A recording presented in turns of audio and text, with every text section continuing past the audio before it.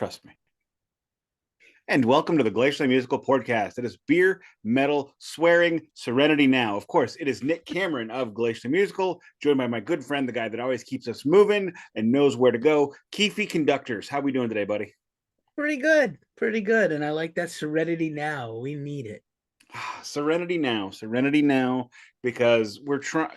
We had a discussion. We're trying to be better. We want to be the most awesomeness, the most banging, the most whacked out sanitation commissioners ever. Wait a minute. I've been watching a lot of The Simpsons. My kid and I are actually going through The Simpsons from the beginning, and it's amazing how smart that show is. And we're already Amtrak. So before we get going, thank you for tuning in. Thank you for checking it out. We are on episode 3 of our Kiss series, which is a bit of an ongoing running theme in the Glacial Musical Podcast, much like Pink Floyd, much like Metallica. So here's how we do this here. It is the greeting. Hello.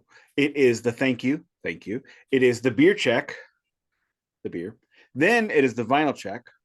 Then we shirt check. News of the day. Then we chew on the meat of the matter. And the meat of the matter today is essentially, I don't know another way to sugarcoat this. It is the breakup of Kiss. We discussed the final thing of all 4 members on record last week, which was Love Gun. We are now going to get into Kiss Meets the Phantom briefly, the solo albums briefly, and Dynasty. And then we'll talk about next week when next week happens. But in the meantime, I am going to beer check. I have a double IPA by Maine and Mill Brewing, which is a Missouri beer. It is 8% ABV, which is, oh no, finger fudge down the middle. Got it in time. When you're doing the serious finger fudge, it's best to have an importantly large glass. Yeah, and I'll turn it over to Keefy now. Fancy as shit that looks. Let me tell you. And for you listeners of the podcast, you will not appreciate how beautiful that glass looks. I am drinking yet another band beer as I get through all the band beers in my refrigerator. Here is another Calicraft brewery, famous for making those Misfits beers you see me drank like 25 times. This is a beer I've never had. This is the AC/DC Juicy IPA with the artwork from PWRUP, their last album, maybe their last album ever. But interestingly enough, that is a pint, is it not? It is indeed a large bad boy, a 666 ABV. I'm super excited. I normally hazy normally is booty for me. I'm literally 50-50. Sometimes they suck, sometimes not. So I'm like 60-40 on hazy now, but yeah, juicy, I'm 1 in 99. Juicy like the booty, not usually, but whatever. I did become a booty man the last few years, but we'll find out. Did we hear the pop? No? I heard a wet fart. God damn it. This microphone does not pick up the pops, but I'll do my best. Finger fudge down the middle. Let's not have an overspill. It's very foamy. But cheers to you, sir. I'm going to take a sip of the can. Cheers. I'm going to move on into my vinyl check. Not bad. Oh, it is indeed the PWRUP. Look at that, like literally the font and everything. Yeah. I actually never heard that record, and it's pretty good. I didn't hate it. Didn't hate it. That's high praise for latter days AC/DC, unfortunately. That's correct. But anyway, everybody who is following me on Twitter, twitter.com/Nik_no_C, knows how horned up for Metallica I am right now. So my vinyl check this week is the Beyond Magnetic EP on a pretty sweet silver translucent, very milky translucent silver pressing. I had actually never ever heard this because I am, as everybody knows, based on the fact that we do the vinyl check, I am very, very strong on physical media and always have been. And I missed out on the CD release of it. It was before I got back into vinyl. And I actually found this one in the wild. This is the most expensive record I have ever purchased in a store that just happened to be there. It was $100. And I don't normally spend $100 on a record unless there is a very specific reason. Perhaps I had several really good eBay sales. Perhaps I got a Christmas bonus. It's up to you to guess which one it was this time, because it's always one of the two. My jaw hit the ground. I did not know that is how much you spent for that, but you know, you are a completist, and I totally respect the game. I don't hate the player. I'm I not hate the game. really a completist, but that one, there's a part of me, there is a small part of me that I can't beat down who is a genuine collector and who wants to show you things where you go, ooh, that's cool. And you know what? Again, yeah, I do want everything by Metallica on vinyl. The only thing I am missing is Saint Anger, and that's probably going to be a never purchase unless I come across like a Walmart one for like $10 or something. You very well might. And like I said, 20 years of Saint Anger in 2023. Holy shit. They don't get any better. We're getting a box set. We're going to get a reissue. We're going to get some super califragilistic garbage. If Love we the get artwork. Love the artwork. No, I don't even like the artwork. Like the album. Really. No, I love the artwork actually. I will say if there is a box set, a smaller box set, not like the big, because we're not up to the big one yet. If we get a box set with like the Iron Maiden album that Number of the Beast that's coming out this fall or this winter, I guess. No, it's already out. It came out last month. Number of the Beast with what is it? Live at Hammersmith, I want to say. Yeah, Live at Hammersmith. So it's the album, a complete concert. If they release Saint Anger that way, you know, I'll drop 50 on that. Okay, you're a better person than me. I want the live album. If I have not made it abundant, it's not all those songs. No, I know. We'll see what they do. There's quite a few anniversaries hitting for Metallica next year. They have a new album, plus the anniversary of Saint Anger, plus the anniversary of Binge and Purge, plus the anniversary of Reload. They promised us a Load and Reload box set minimally next year, plus the new album minimally. Are they going to go to like 4 releases next year? I really don't see it. But New Vinyl Club. My vinyl check has to do with our news about the Vinyl Club. So you want to go ahead and bust it? Yeah, so I'm going to break out the vinyl check, which then will feed in. Maybe we'll do the shirt check after the news this time. Done. I like that we have a little fluidity depending on our weeks. So I have a cardboard that came fluidity is sexy. It is. It sure is. Gender fluid, everything fluid. And fluid grains. That's what we're all about here at the Glacial Musical Podcast. Ancient hop juice.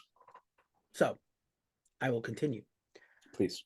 This is my latest Gimme Metal Vinyl Club delivery in the mail. I literally just opened it. A little out of sequence. I have a couple of other things in the pen, but I was like, sometimes you got to go with the apropos timing. So, I've been a fan and a subscriber to Gimme Metal's Vinyl Club almost since the beginning.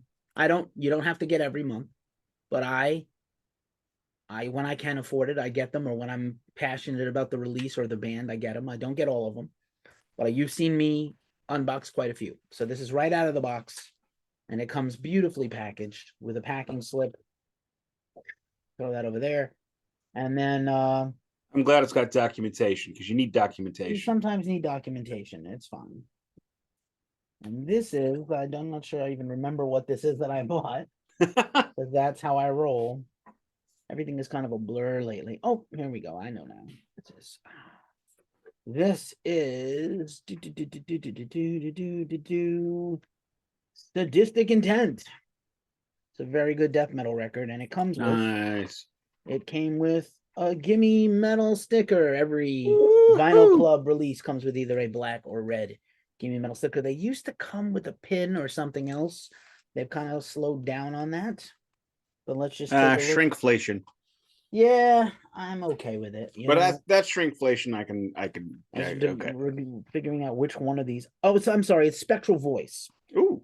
Not Sadistic Intent. Sadistic Intent's an awesome power metal band, a power violence band. This is Spectral Voice, Eroded Corridors of Unbeing. This is again an exclusive to Gimme Metal. I don't think this ever had a vinyl release, to be honest with you. So again, Spectral Voice, really cool, technical, brutal death metal band. Here is the lovely artwork. and we'll Nice. I open like it. that. That's like Gatefold. early aughts kind of classic Yep. kind of And cover art and right I there. think that's kind of what these guys go for out of Colorado Springs, the incredible Colorado death metal scene. And then let's just take in the Mylar with the in the paper with the Mylar and love it. And Nice. I don't remember even what this vinyl is. Oh, this is a marbly guy. Let's take a look at this guy. Very similar to yours a little bit. A marbly guy. Nice. A Nice. little Nice. silver with maybe some streaks of black and a purplish, slight purple. So yeah, very cool. And so I'm gonna just move right into the news Well, because I've always wanted to join a vinyl club, but I don't want to get the things I don't want. well, this is Any the perfect ideas? one. This is the perfect one. So what Nik and I have, if you've been following the podcast, thank you. You know that every few months, Nik and I we equally signed up for the 2022 Metallica Vinyl Subscription Club. It is not being renewed. We will have one more release coming probably in February, according to the email we got. Might be March. But Metallica's not continuing it. They're discontinuing it for 2023. They might bring it back at some point in the future. They didn't say no.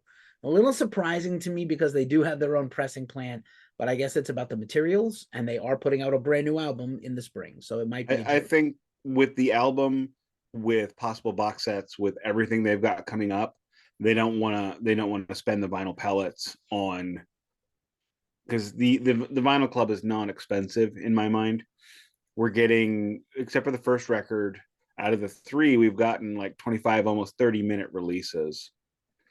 And whereas I'm, paying almost double what we pay per record for 72 seasons. So Right. So to replace Metallica for our podcast needs, I have convinced Nik to sign up for the Gimme Metal Vinyl Club. I'm a huge fan. They also have a shirt club, by the way, but the vinyl club in particular, it's 25, $30 a month, shipped impeccably. You can skip. So Nik and I will message each other every month. Do we want once a quarter? We'll get one and figure it out. They come basically a month later after you pay. I think it's the 15th of the month is the charge when your card gets charged. And then we will then unbox, listen to, and review. And I think it's going to be pretty, it'll take the place of Metallica. And if Metallica comes back in 2024, we will probably go back to Metallica. And if it doesn't, maybe we'll continue with Gimme Metal or we'll pick another thing. And I'm pretty stoked. I am excited. Like I said, I genuinely do have wanted to join one of these things, but I don't want to do one where I've got to pay for an entire year all at once or pay $20 more a month. And then on top of that, you don't know what you're going to get. Right. My musical tastes are odd. So the idea of it being like the old school record clubs, I'm now down. I sent you a couple of things for inspiration that are similar, but are all pay up front. And one of them I thought was atrocious. So not that the products are atrocious, but I thought that the bang wasn't there for the buck. And I don't want to cast aspersions on a label that I'm a huge fan of, because I might someday have enough money to go do what that, like it was let's say 12 monthly payments, but basically 2 records every few months. I don't like that right off the bat. I think that's whack. I need to, well, I mean, to begin with, I need to know how many I'm going to get. Especially if you You want don't to even lump know when sum. you're going to get them. It's like every 2 to 3 months, we'll send you a few. Nah, son, that's not how this works. I mean, I'm a loyalist. I love certain labels. Or the Flenser. Listen, the Flenser, I didn't name drop the other one that's bad, but the Flenser, who is a boutique label that has there's very limited runs of very specific bands. They put out a few original albums a year, but really they put out a lot of original content. They don't put out a lot of vinyls in general. They have a very high point of entry, like 300 for the year, but you get everything they release. Gilead Media has one too that I absolutely love. I've always wanted to do one. They have I keep generally wanting to great, do that one, and I don't. but it's not cheap, and you got to really commit. Now, I think and I'll tell you what's cool about Gilead. They tell you up front you're going to get at least these, and then some surprises we haven't announced yet. Now, I like that approach, but they also have their own record shop, so they're very committed to making sure you get what you paid for and what you promised. So I've bought things from their store and had them, bought purchases from the Eroding Winds store and had them shipped to me. but I've never done the vinyl club with them. So that's a down the road thing for me, maybe. But anyway, I want to, Agreed. yeah. So Agreed. bummed about Metallica. Generally speaking, I did a Ghost Cult holiday gift guide, which you can still see on YouTube. And if you're bereft of a gift and it's 3 days, 4 days before Christmas, or 2 days before Christmas when this runs, you also can still get gift cards for people. So there's a lot of options in that gift guide. And I had said if Metallica's Vinyl Club, I assumed it was coming back, and I recommended it. I said I would do this again, and I would do it again. I've enjoyed even the music I didn't love. I liked I felt like I got what I paid for, and I liked it. Completely agree with everything you said there. If you don't mind, let's move on to the shirt check. Yeah, sure, check. I'm rocking my Cliff 'em all t-shirt because I'm all horned up for Metallica right now. I was, my interest in bands will always ebb and flow, and the best way to get me really interested is tour, concerts, an album. And it's like, boom, I got my tickets, I got my album, I got all my bits. I'm ready to go. Have you made it through the whole discography again? Yeah, I finished it. I went through Kill 'Em All, through Hardwired to Self-Destruct. I skipped all live albums. I skipped Lulu, and I skipped Saint Anger because I don't have it. Well, those are two good ideas to skip Lulu and Saint Anger. But I love Lulu. I will pull it out and make you look at it. Don't. I will. Don't pull something else out. Don't pull that out. Cliff 'em all, by the way, that photograph on your shirt with the iconic 2 skull rings, which you can purchase still to this day at that same shop. He got them in London, and I think it's Piccadilly Square in London.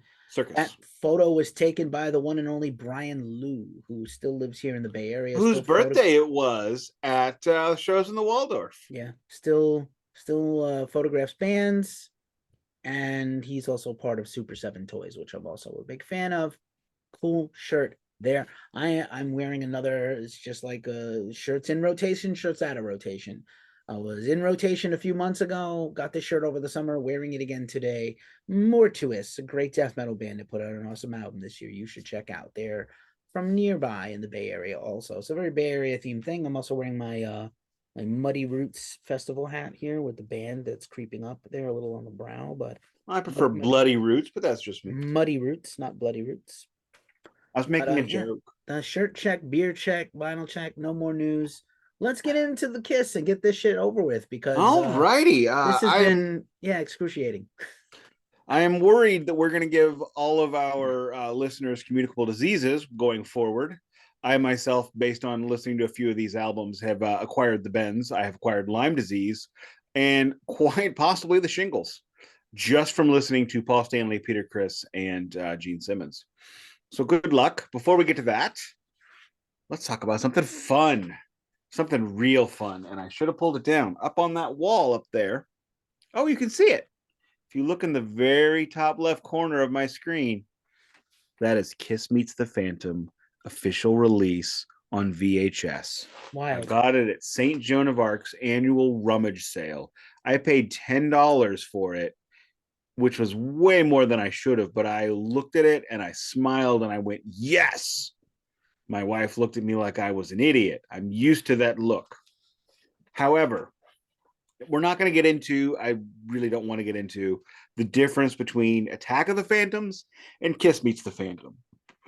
The biggest difference is they took out the porno music, all the time during the fight scenes, and put in the solo records music, which it'll give you the flu. It'll give you the. Let me ask a quick question here. Go ahead. We wrapped up last episode with Alive 2, which takes us to 1977. Ocho. 78. 78 is a very busy year for Kiss. Kiss Army is at an all-time high. They are more popular than ever. They are making each member over $1 million a year, which at that time, if you prorated that for today, would be like, 25 million a year per person, and that didn't account for streaming and things that generate more revenue like merch, which they definitely had by then. Kiss dolls. I'm 6 years old in 1978 in September, and between me and my brother, we had 3 of the 4 Kiss dolls You could not get the Paul doll. It was sold out all over New York City. We had the other three. We were able to buy Kiss lunchboxes and Kiss makeup and Kiss things, Kiss magazines. Kiss is on the cover of every magazine, including ones that hated them, Rolling Stone, as well as magazines that literally made their fortune on them, Cream and Hit Parader in particular. And so somebody, Star Wars has a huge hit in 1976/77, and somebody came to them and was like, make a Star Wars-like Kiss movie. And they were like, oh yeah, we're definitely going to do that, even though they didn't know how movies were made or anything. We don't have to extensively talk about why this movie is horribly a mistake. But it was a thing. Kiss made a movie. Metallica didn't make a movie. When did Do the Never come out? Metallica's movie is not a movie, though. Well, it kind of is, though. It's not. I've watched it. It's got 8 minutes of footage that's not Metallica playing a concert, and they're not in it. And they're not in it much when those minutes are on. It's Dean. There's like one shot of Trujillo warming up in a room with 1,800 bass cabinets, and I'm like, you're not going to set that up. No roadie's going to do that. Right. That's a lot of work. So yeah, Kiss Meets the Phantom. Even if you love Kiss, I know diehard Kiss army people, Kiss fanatics, people who have $1 million of Kiss stuff who have disowned that movie. Kiss has disowned that movie, and they finally re-put it out as part of the Kisstory boxes and books. Right? It's on Kissology. Kissology. Thank you. It's on one of those. Number 2. Yes, you already know. People went out and bought it just for this, to see the thing they had never seen. And I will give credit to Gene and Paul for scrubbing its existence for a long time. It's the Star Wars holiday special of Kiss. You literally took the words out of my mouth. Now I'm going to put you on the spot. Which is just gut reaction? Which one is worse? Kiss Meets the Phantom of the Park, Star Wars holiday special. Jesus Christ, Star Wars holiday special. I do not have to, for like a minute, we were going to like make that a holiday tradition where we watch the Star Wars holiday special. The problem is that thing is 90 minutes and it only has 45 minutes worth of material. So every scene is 2 to 3 times longer than it should be. I'm going to give a controversial take. If it were just the regular length, had they written more material to fill the space up, because it was supposed to be an hour. They got too many ad requests, so they bumped it to 2, but they didn't write new material. So they stretched. I'm going to say that I like the Star Wars holiday special more than Kiss Meets the Phantom. It's got phoned in performances from Carrie Fisher, Mark Hamill, and that'll do nicely. I'm pretty sure that Cocaine also had a starring role with Carrie Fisher that week. Oh, surely. How else? And Han Solo and Mark Hamill with eyeliner. I don't know what was up with that. And an extremely poofy, fun hairdo that was pre-80s, but like very Leif Garrett. Okay, we'll come back to that. Yeah, we don't have to. It's better if we never come back to it. But anyway, so Kiss, you get the idea. They're doing like ridiculous, saying yes to everything ridiculous. And then I think just briefly, let's talk about Double Platinum, because so you have like 3 records that were duds. Alive explodes the band. Those records start selling. 3 more records, Alive 2. What do you do? What do you do in the 70s? Eagles had a greatest hits album after 4 records within like less than 6 years as a band. Which I believe is actually the highest selling single LP of all time. It absolutely is. Bob Marley's I purchased it 5 times too. Bob Marley's best record or best selling record is the greatest hits legend from 19 whatever when he died. So Kiss puts out a greatest hits record, and I'm going to hand it over to you to talk for the time being about just briefly about Double Platinum. And I think Strutter 78 deserves a mention, and then we can gleefully or ungleefully move on to the solo. Oh, we're not going to do any. Okay, well, I guess there's not much to say about Kiss Meets the Phantom, but I mean, if you want to talk about it, I was trying to save us the pain, but you go ahead. Couple things I'll drop on that. So Double Platinum, I still remember the really terrible commercial with Neil Bogart dressed in a tuxedo announcing Double Platinum, as a celebration of the band who has gone double platinum and blah blah blah blah blah, whatever. The perfectly delightful, awful Jerry Lewis tuxedo, except the bow tie is tied and the lapels are the size of a 747's wings. And if your Cessna has a broken propeller, you could grab the shirt collars and stick it on there and probably fly the plane still. I mean, there was a great tuxedo with cummerbund even. I just love saying cummerbund, by the way. But yeah, Strutter 78, they put a disco-ish beat on it, re-recorded it, everything the same. The only real difference I can recall from that version is the guitar solo has a lot of feedback in it, whereas the original version did not. So when I was trying to learn that solo from my April 1997 Guitar World issue, it was hard because I didn't have the real version yet. I only had the double platinum version. Personal History of Nik. And that solo is as hard to play as Mary Had a Little Lamb, and it's not nearly as challenging as Jingle Bells. So to give you an idea of the quality of the craftsmanship of that solo that quote unquote you can sing. As for Kiss Meets the Phantom, it is an interesting movie. If you think about one thing, as you pointed out, not many bands have made movies. And most times when they do make movies, they are concert films. Through the Never to me is a concert film. The Wall was intended to be a concert film. The Wall, and Pink Floyd wasn't even in that. So I really can't think of any other past. Song Remains the Same. I'm not talking about that because that Beatles is a Help and Magic Mystery Tour and Yellow Submarine. And you see where Kiss's head is at. So the Wall right, hasn't happened yet. right. And actually, Song Remains the Same was out, but it's also kind of, I love it, but it's a fraud. It's a concert video, and it's a concert video with a studio trickery, a couple overdubs. But the way I'm looking at this is, an actual feature film rather than a concert video where they're acting and portraying characters ish kind of thing. I can think, aside from the Beatles, which is where I was going, I can think of no other band that really did that. When the Who did Tommy, I believe Daltrey played Tommy, and that's about it. And Tommy didn't even speak, so yay! It's just not something that happens, so it's a big deal. At this point, though, have you ever seen the movie Spice World? I have. Okay, I saw it in the theater because, in my opinion, it was going to be probably the worst movie of all time, and I wanted to be able to tell people I had that experience in the theater. I saw it at St. Charles 20, but that's besides the point. It's not. But in that movie, the whole thing is the tabloids that built up the Spice Girls now want to break them up to sell more stuff.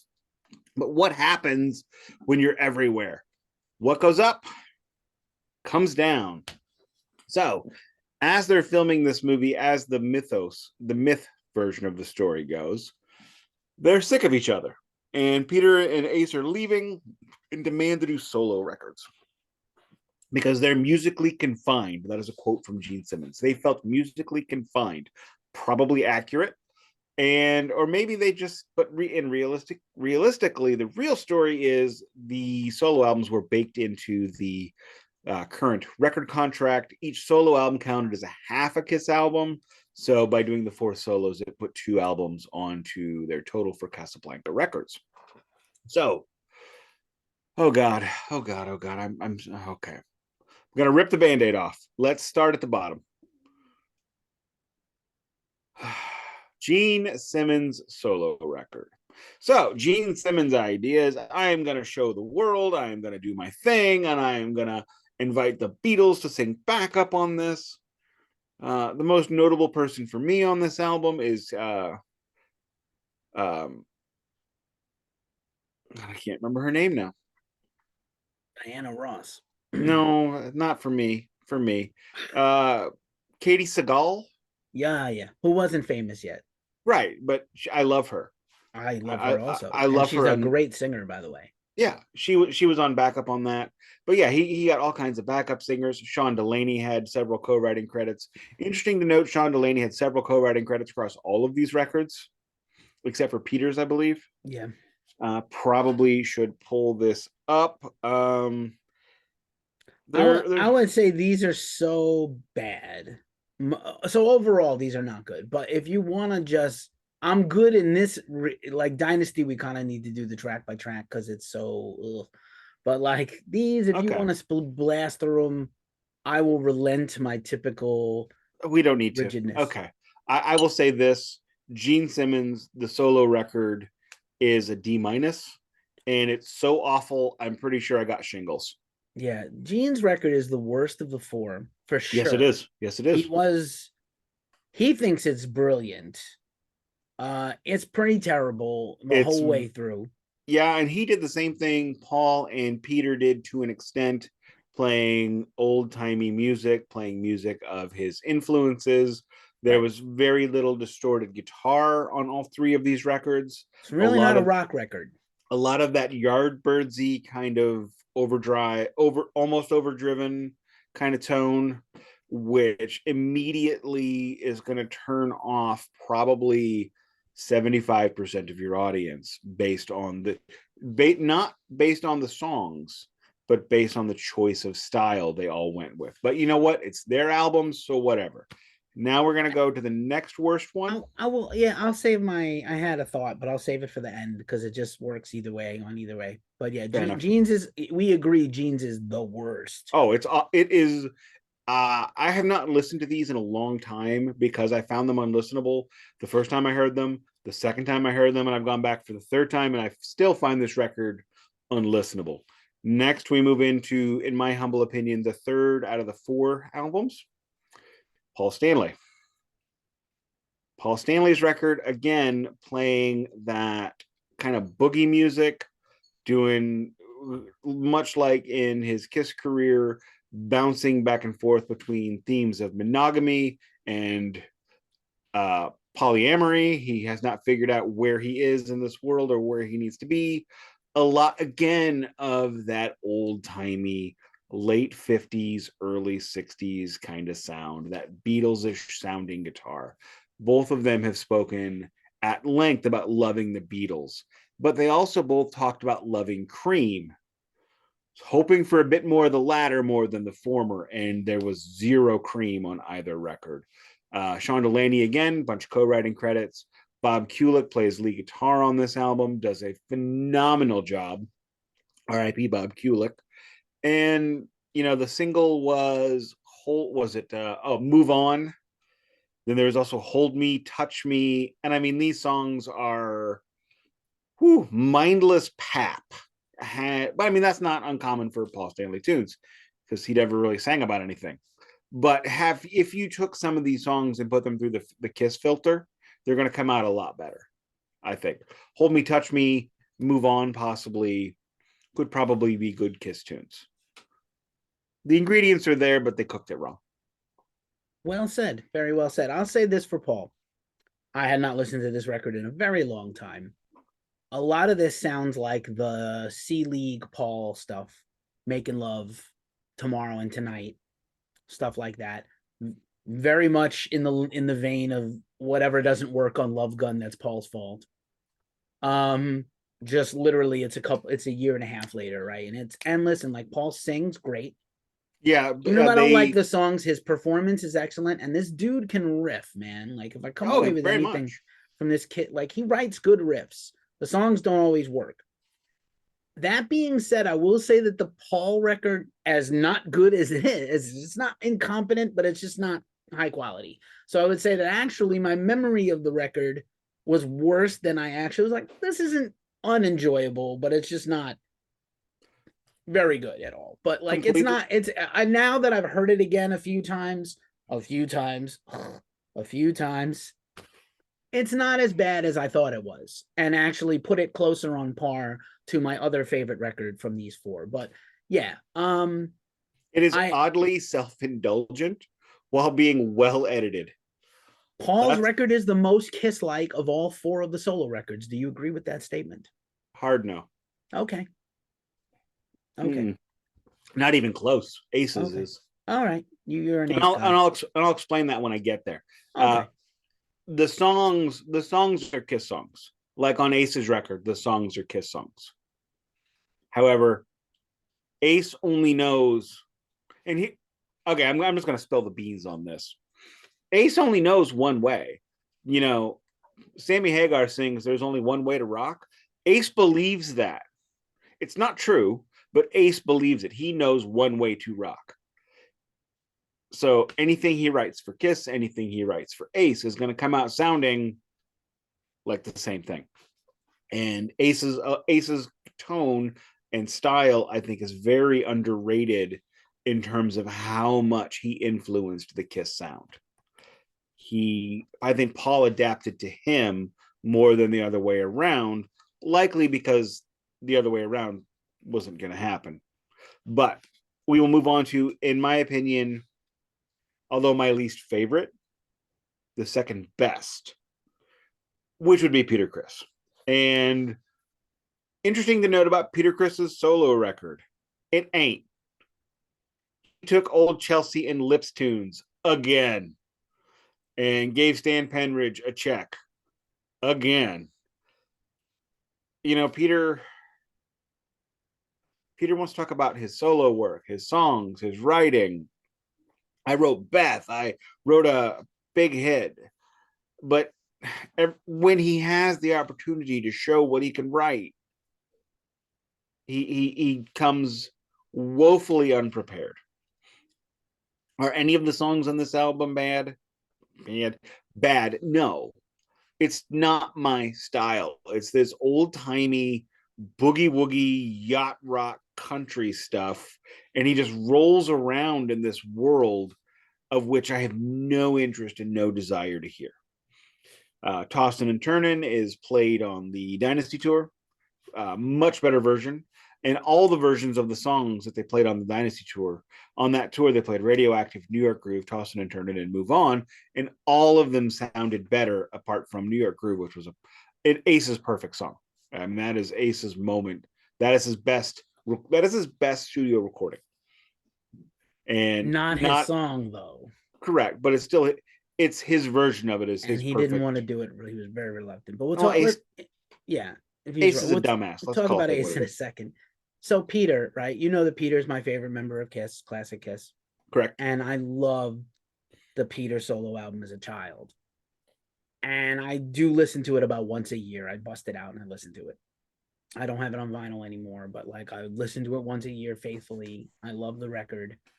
What I will say going back critically now is that it's actually weaker than I remembered by a lot. And what it's stronger than I remembered by a lot. Oh, so. Okay. Well, then we're meet in the middle. But I would say, and I love Peter. And what it is, here's the thing. Like we were sold this idea by Gene and Paul.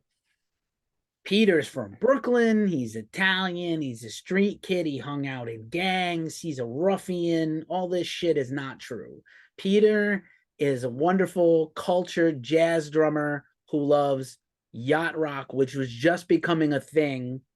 Dan Fogelberg, Captain and Tennille, like this very watered down, beautifully made pop stuff. Kind of like if you think Just the Way You Are is the best Billy Joel song, which it's a good song, beautiful, beautifully made, it's lovely, but it also doesn't do anything. It's just there, right? Against Billy Joel's like greatest music ever. Peter wishes he was Elton John or Billy Joel or Captain and Tennille or Michael Bolton. Who's the brother in the Carpenters? Richard? The brother in the Carpenters. We should do a Carpenters run. So yeah, Peter really in his heart, and I think also because of Beth, because of Hard Luck Woman, that's kind of like Peter in his lizard brain, and whoever else is, Neil and Bill were like, yeah, we'll just make Peter do a whole album of Beth's. And it's going to be like awesome. Peter's album is the lowest selling Kiss solo record, by the way.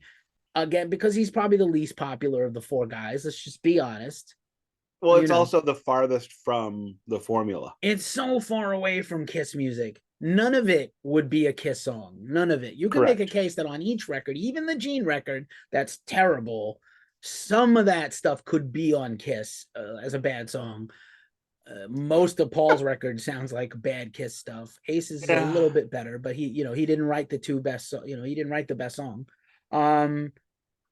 But here's the thing about Peter, and I'll stop here after this. Peter's solo record ends up guiding a humongous sea change in the band for the next record, which also I don't like, but his solo record is produced by Vinnie Poncia, who I'm not going to spend a Sean Delaney amount of time talking about, but I will say that Vinnie Poncia, who had made his bones as a songwriter and a producer, and himself a marginally successful, unsuccessful singer, songwriter, but he was on a lot of records. He apprenticed with Phil Spector, who's horrible, but, you know, legendary in terms of making records.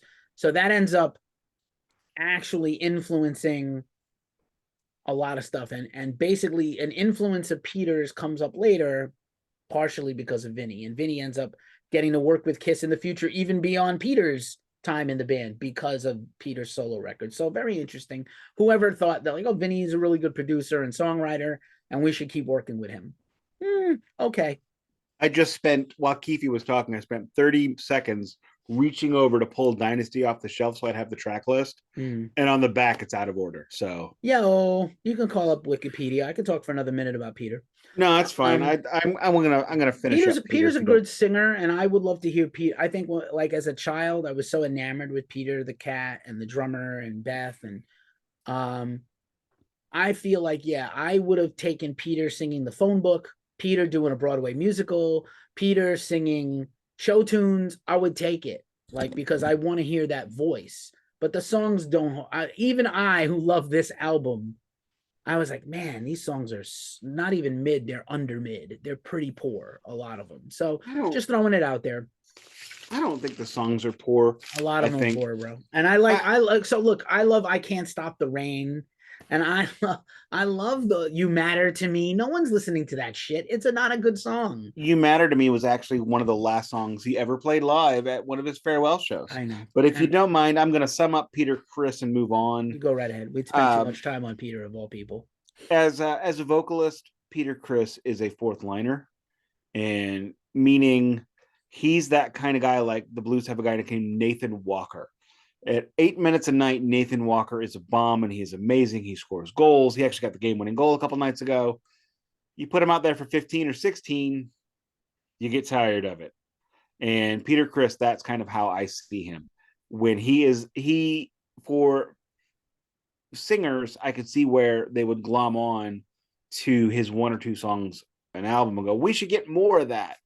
But he's like Roger to me, where less is more. Anyway, so next we move on to my personal favorite and the only of the solo records that I have on vinyl, Ace Frehley.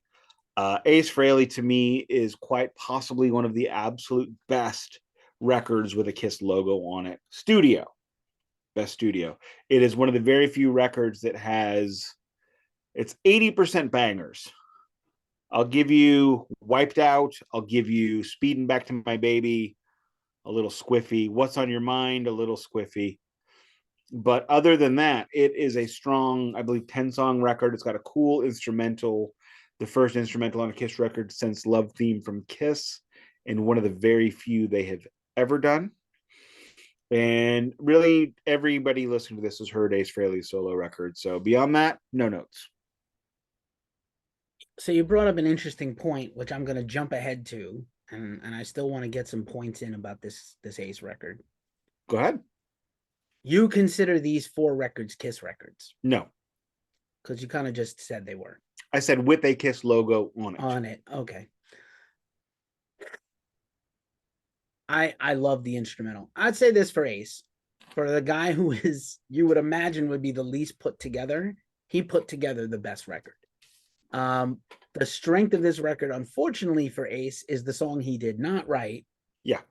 If you are from New York City or the New York tri-state area, and you have been to a sports game in the last 25 years, you had to hear Back in the New York Groove endlessly, especially my last, let's say, 6 to 10 years as a Giant season ticket holder. So you hear Back in New York Groove every time they score a touchdown. I think they still do it. In the last 2 years, I forget what year it was, he was at one of the, it was stadium, one of the outdoor NHL games, playing New York Groove live. Yeah, it was like the classic, right? The New Year's Day. Not classic. The Winter Classic, but okay. The Stadium Series, because there's right. There's like 7 or 8 of these games now. Paul made a quote that I'm sure is somewhat accurate or not, but the quote attributed to Paul is Ace's solo record is the best of the four because it's the most Kiss-like of the music he would have put on a Kiss record. And Yep. apparently, at least half of those 10 songs you mentioned were rejected for Love Gun and Rock and Roll Over. And he still, here's a Kiss thing, like they will have their song. Bob Ezrin rejected those whatever 25 songs from Paul and Gene that never made it onto Destroyer, and they all ended up later on Kiss records and on these solo records. Ace also was like, these are still good songs, and Which is why there's no leftovers from this era. What's the best original Ace song on the Ace record? Because New York Groove, you just got, it's awesome, it's amazing. It's not his. He would never have written that song. Never. No, God, no. He's written no songs like it ever since. Before. I would probably say Rip It Out. Rip It Out is a great rocking song. It's got a great chord progression. He can play it live. He can sing it. It's a good album. Also, I would also point out that Ace vocally is also like Roger Waters. Less is more, except unlike Roger Waters, way less is more. We don't need 40 minutes of Ace. He did better. And it's like I wouldn't want to hear all of these songs played live ever. It's the most singing he had ever done, right? Other than Shock Me Every Night. And to this day, it remains the best vocal album of his career. That's so sad. I know. It's 50 years ago almost. Ace is Ace Frehley, whom I love, whom is my favorite member. I play a Black Les Paul because of. Yeah. Is the ultimate case study in peaked too soon. Or did not care to keep progressing. Either way. So then, now I'm going to circle back to Gene saying that, the musical confinement and all this and all that. Probably true based on how they pulled in all these songs that were either rejected from Kiss or never used for Kiss. And at this point in time, these dudes have been together for 6 years, basically. 6 years every day with these dudes. And I cannot imagine that. And they had just come off of their longest tour of their career at this point of 6 months. Now, just to clarify, we're talking about a 4-year span. So between because the debut album came out in January of 1974, maybe February, early, winter 74. And the solo albums came out in summer of 78. And then Kiss Meets the Phantom comes out in fall 78. So in 1978, they have double platinum, the solo records, Kiss Meets the Phantom, and Alive 2. So we go back to the overexposed. Even in a year when they're taking breaks, when they're not putting their faces everywhere, they are more overexposed than they've ever been. If you can wrap your brain around that, you're doing something I can't. And that's awesome. So they don't tour for the solo records, of course. They come back. They haven't toured since 1977. And they come back to record Dynasty. As Keefy pointed out, Vinnie Poncia is brought back in for production, which was a favor to Peter Criss because they wanted Peter to be better, to be looser, to be ready. However, Peter had not quite recovered from a car wreck yet. So Vinnie Poncia, Peter's producer, kicked him off the record. So, and before we get into this, I want to point out something I saw recently and that I've seen many times. People talk about how many times Ace has been ghosted and how many times Peter was ghosted.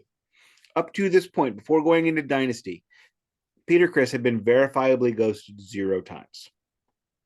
Now, just between Love Gun and Dynasty and Alive 4 Side 2, Gene Simmons had been ghosted 8 times.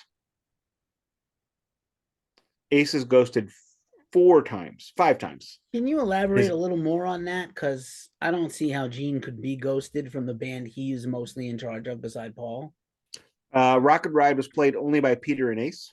Okay, so you mean who's performing on the record when you say Correct. Same you're as not talking about like we're not taking your fucking calls till you no, no, sober no. up, Peter. Where they have a ghost player in his stead. Okay, okay. And I it just gets to the wanted to point. clarify the It gets to the vernacular. point around Destroyer where Gene doesn't feel like he needs to play on everything, but he Which goes sucks on. because his bass playing is great.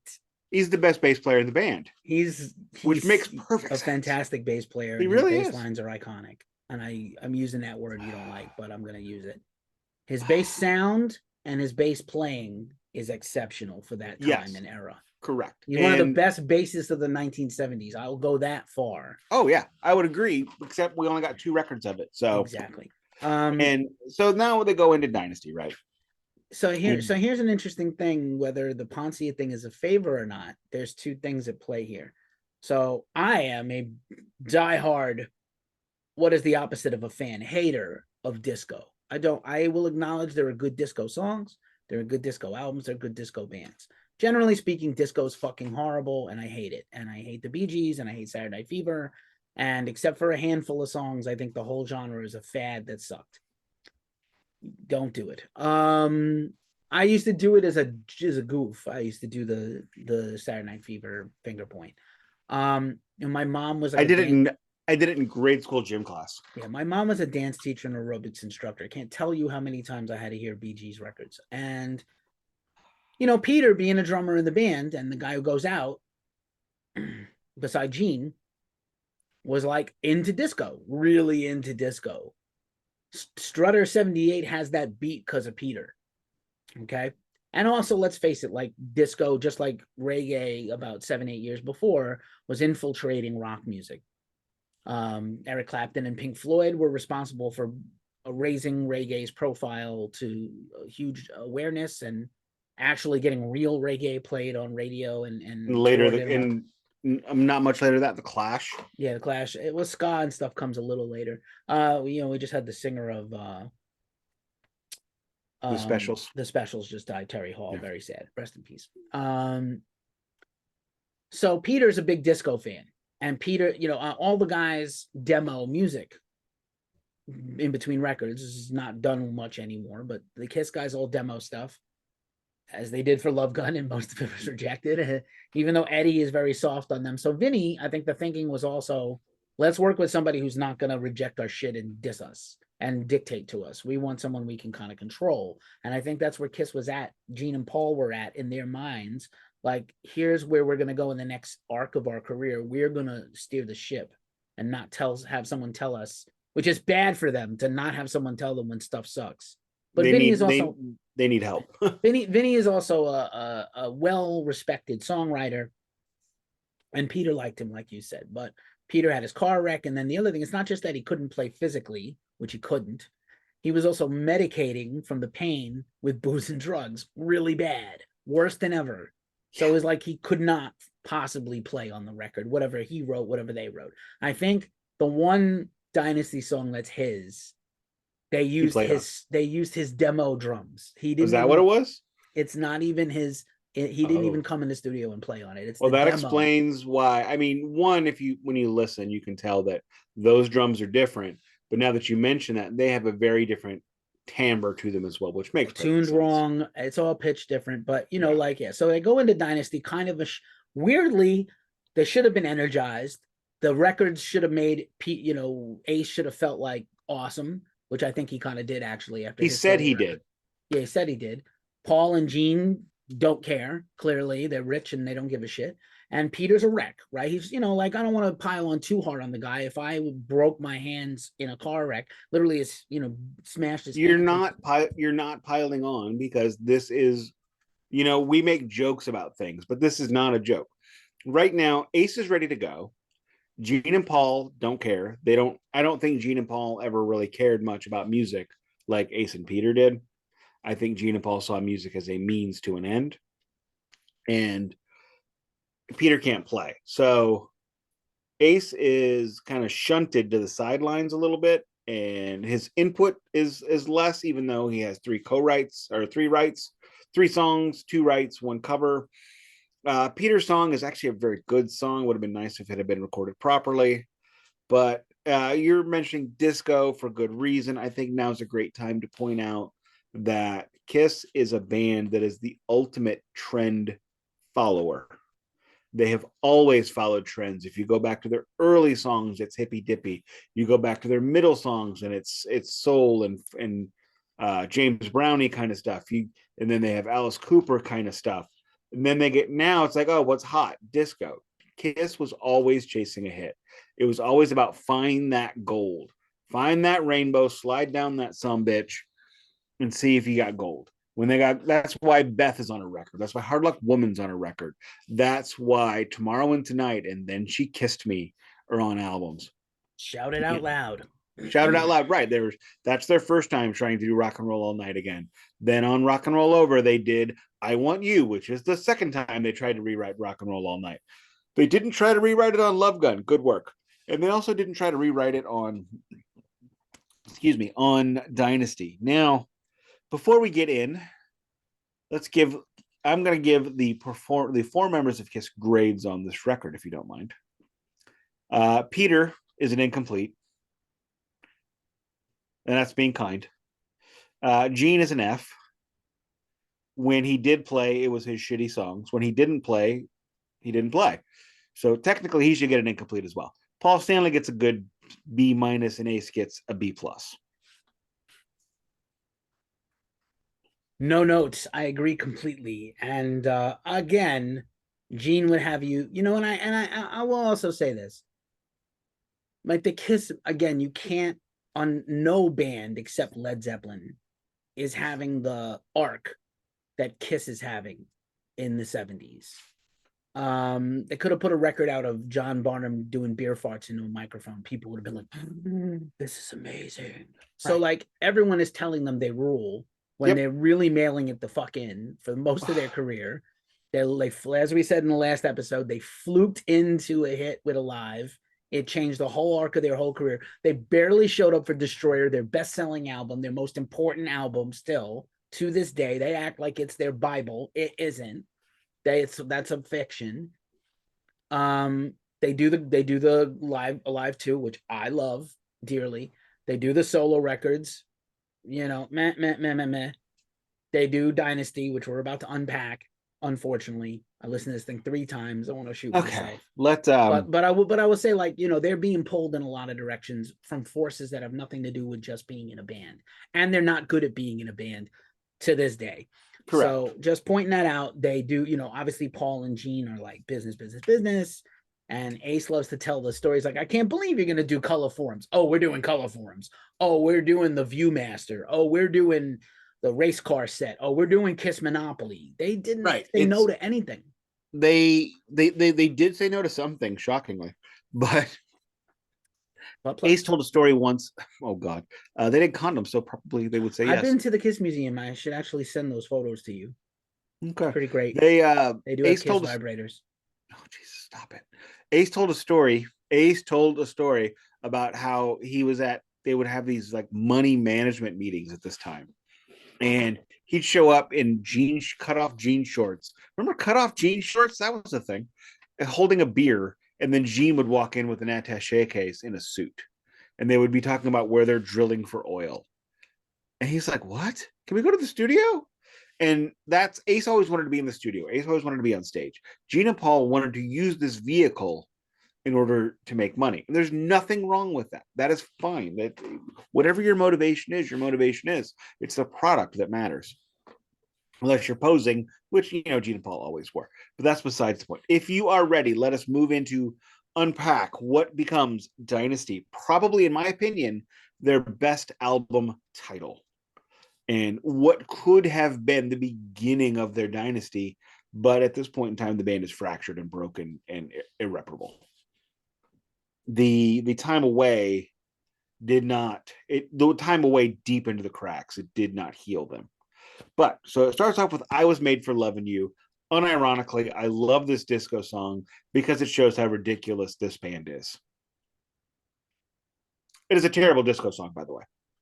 So without dragging this out, I'll just try to be as succinct as possible. I hated this song from the minute I heard it. Fair. It's everything wrong. It's the antithesis of Kiss. I hated it Disagree the minute with I that. heard it. Just awful. I listened back to it. I listened to this record a bunch of times just now. Invariably, people know that I hate the song and they play it for me. It was on Dance Revolution or whatever. It was? Not Dance Revolution, on the Lady Gaga dance game for the Wii. Okay. And my ex-girlfriend's son found out that I hated this song and would make me try to dance with him to it. And I was like, I'm gonna choke you, kid. If you were only my kid, I could hit you. Ooh, I wow. didn't, but I'm just saying Jesus. I've Hey, never liked Jimmy this Buns. song. Listening back to it, trying hard to be objective of the fact that I've hated this song for 40 something years, 45 years. It's the bones of the song are good. I understand why it's their biggest hit all over the world. It's got if you said like here's the you open up the box and you take here's the disco footprints to do the disco dance. They put them on the floor, they stuck their feet on the black footprints, percolating bass line, disco beat, really good guitars. I think Paul originally the song was called Tonight on the Paul demo, and it didn't have the disco beat. And Delaney is the guy who was like disco beat, and wiki guitars from Ace.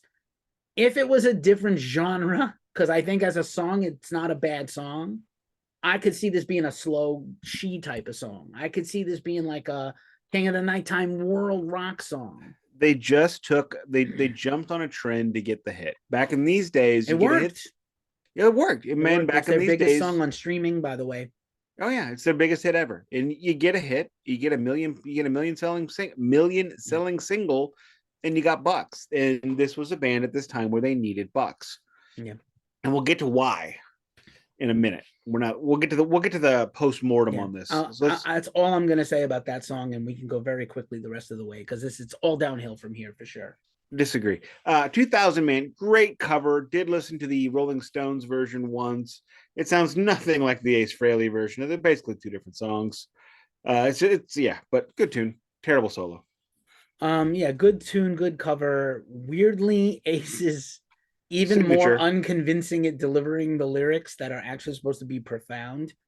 Not at all landing because of Ace's delivery, but like I know, but it's so the bad. second best song on the record or third best song on the record for sure. It's so bad, it's good. It's the ugly dog. And they still do it with or without Ace. And Ace still they don't. Do they not still do it? I thought no, they do Shock Me. Oh, they still do Shock Me. Yeah. Ace still plays this song live. Sometimes, yeah. He loves it. Yeah. And then rolls into Sure Know Something. One of Paul Stanley's finest moments as a songsmith, as a guitar player, plays the lead. His vocals are great, no notes. If I had to have a favorite song on this record, it would be this one. It is a great song, period. Moving on to Dirty Livin'. Would have been a much better song had it been recorded 8 months previous. The bones are there. The flesh was recorded 8 months previous. That's what we're saying. It's the demo. It is the demo, actually. I mean, had it been recorded in the studio. If Peter was up to snuff, this probably would be upper B minus, B grade. Had he been proper, had he been right, I think this would have been his best song. Period. It's there, but it's not done. It's a frozen pizza, and you didn't cook it in the middle. Interesting to note, no Gene Simmons on the first side of the record. I don't even think he's even on it. I don't think he played on any of that. So flip it over. We get who plays the bass on "I Was Made for Loving You"? Then I think Paul. Wow, that's fucking. It's just a do. I mean, but it's a really good sound, and I mean, it sounds like Gene's sound, so it's probably through Gene's rig. I think. Well, I don't think Paul Stanley has his own rig. It's just whatever's there. Yeah, but it kind of sounds like Gene's sound. No, it sounds great. Yeah, I could be mistaken. All right, no problem. But I do know he was ghosted significantly on this album. Next we go into Charisma, Gene Simmons' first song on this album. Holy shit, this is awful. This is just no, done. Not only is this a horrendous song, maybe the worst song on this whole album. My brother bought the 45 of this, so I heard this shit endlessly, which actually was a respite from hearing "I Was Made for Loving You." But like, it is so fucking terrible. The idea everything of charisma, about it. The idea of Charisma being a respite Yeah. makes me feel I want to hug you now. Yeah. I'm telling you, I have scars from this record.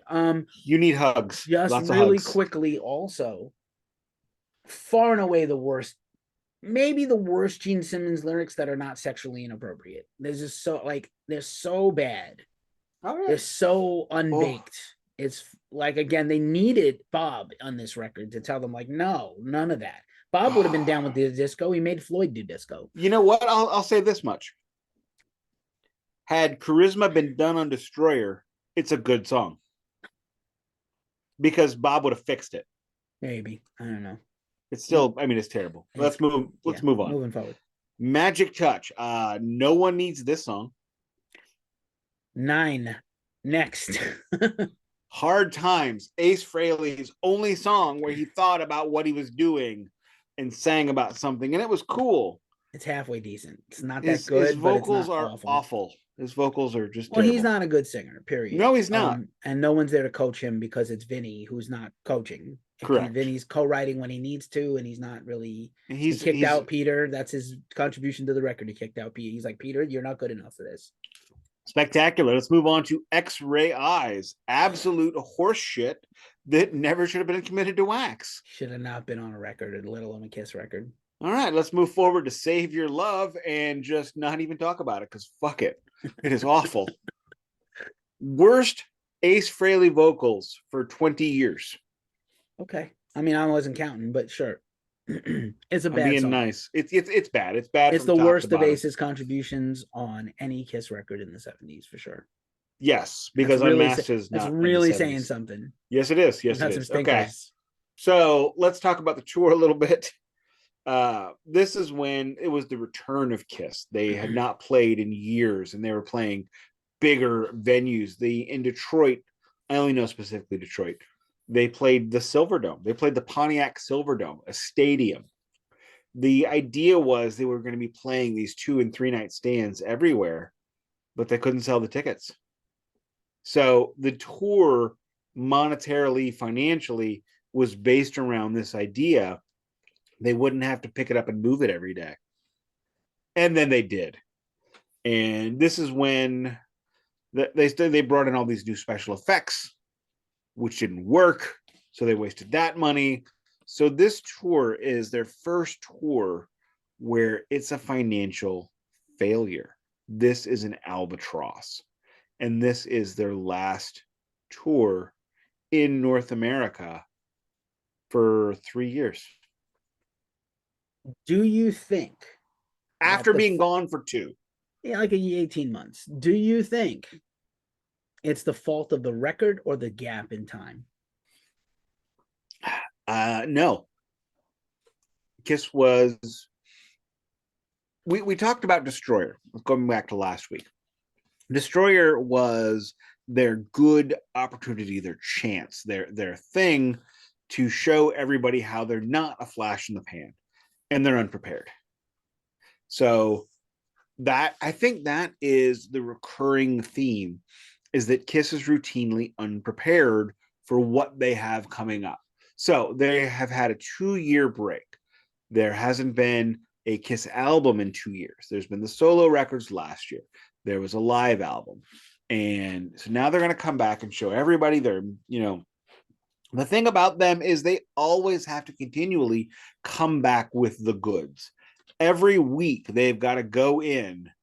They're like the glass-jawed boxing heavyweight champion. Every week there's somebody coming to knock them down because they have to. Because look at them. They're dressed like clowns. They're dressed like clowns in an era of Pink Floyd, of Led Zeppelin, of Black Sabbath. So yes, they do have to prove themselves to show we're not a gimmick band. And then they put shit on the record like Charisma. So when Charisma and X-Ray Eyes are your contribution to the album, to say, I am a legitimate musician, you're not convincing me. And I love you. So you're not convincing the dude at Rolling Stone who says you're a joke. So they come out with, frankly, their worst album yet. Gene Simmons is completely absent from this record. Peter Criss is absent from this record. This is basically a Paul and Ace record. And I love Paul Stanley. Paul Stanley, when it comes to songs, he's about a 500 hitter. And unfortunately, the five outs that he's going to hit also go on the record too, because Gene has nothing. Ace thankfully comes in with a bunch. Peter comes in with one, and they struck out. They struck out on the album. They struck out on the tour, and this is when they have the amazing Tom Snyder interview, which would be a great chaser to sit and unpack. We're not going to get into that today, but I would like to do. Here's a chaser idea. We do like the first one they did that was really big.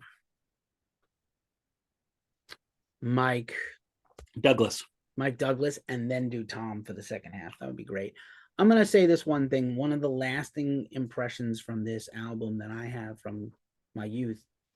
I hated it, but I think it was Hit Parader simultaneously put out a poster series with the Kiss new costumes. Because again, I mentioned in the Slipknot series how like every new Slipknot mask reveal is like in their fan base, gets their fan base in a tither. Same thing with Kiss. When Kiss would get ready for a new album or tour, and they had new costumes. Even to this day, people are into it. There are people out there who love Ace and are excited that Tommy Thayer is wearing like the somewhat authentic Ace costume from the mid-70s. I'm like, right now he's for the last like 10 years he's worn what Ace would have worn if Ace were still in the band. So these Kiss posters, like, that my older sibling, who I will mention more about, buys this magazine on day one that it comes out, probably on the same day the record comes out. The photography from this album is iconic. Just simple. We didn't really even talk about the Kiss solo albums. Those are like drawn from a photo, right? Yep. Eduardo Corrado is his name, and he did all four of those Kiss solo faces. Dynasty is almost like the photo version of the illustration. And I had that Gene, and each costume has a color theme. Peter green for the Jungle Cat, Paul purple because of Love and Passion, Space Ace in the aquamarine blue, sort of blue, sky blue, Gene with, of course, the blood red.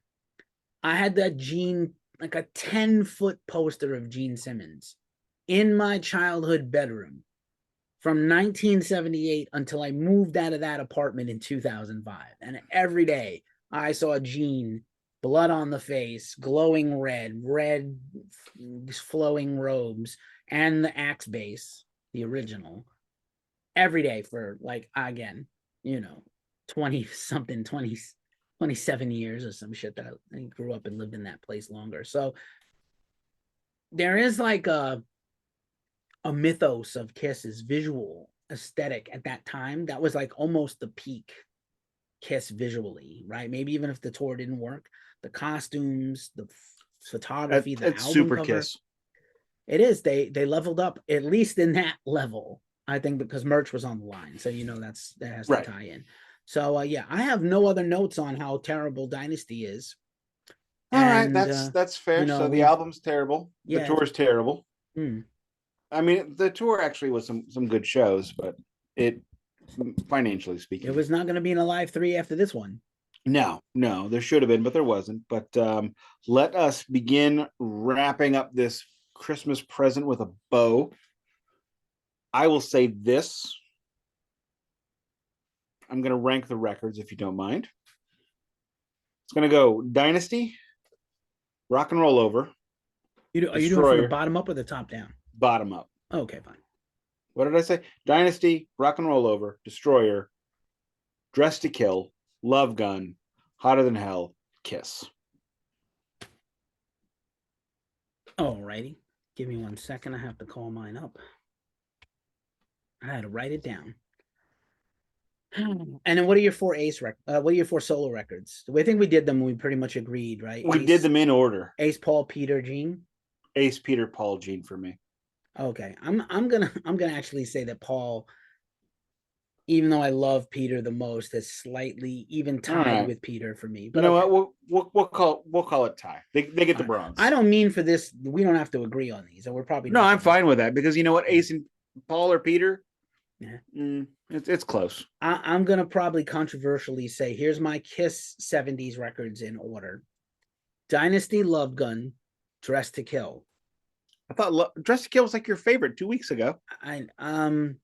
I Okay, reevaluated it. fair. I'm sorry. Dynasty, I gotta Love stop Gun, saying that. I say it all the time.